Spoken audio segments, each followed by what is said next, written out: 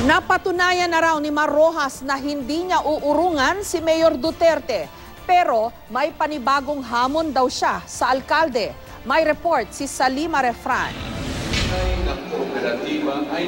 Matapos ang ilang araw na hamunan ng sakitan, ito na ang mensahe ni LP Standard Bearer Mar Rojas sa katunggaling si Davao City Mayor Rodrigo Duterte. Mayor Digong, let's level up. Our people deserve better. Ang kanilang patud sa dahan, nag-umpisa sa hamunan ng sampalan na sinimula ni Duterte at kinasahan ni Rojas.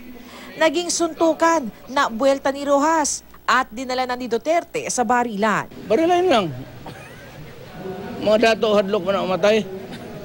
Mga kasamay akong hadlokan. Itong putikan, itong kasinungalingan ay walang lugar sa ating political discourse. Sabi ni Rojas, napatunayan na raw niyang hindi niya uurungan si Duterte.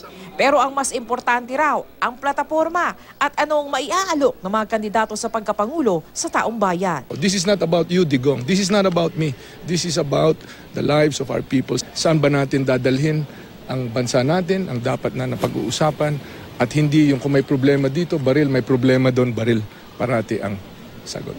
Ang kanilang alitan, nagsimula nang sabihin ni Duterte na kampo ni Rojas ang nagkakalat ng maling chismis na meron siyang cancer, bagay na tinanggi ni Rojas. Matapos ito ay tinawag naman ni Rojas na isang myth ang peace and order sa Davao City. Lumala ang awayan nang sabihin ni Duterte na hindi tunay na graduate si Rojas ng prestihiyosong Wharton School of Economics sa Amerika, bagay na pinasinungalingan ni Rojas. Tinanong si Rojas, may pag-asa ba silang magkabati ng mayor? Sir, on the talks on reconciliation, sabi ni Mayor na kahit handshake na lang na okay na daw, are you amenable to this, sir? Hindi naman ako nakipag-away. So obviously, di ba? Salima Refran, GMA News.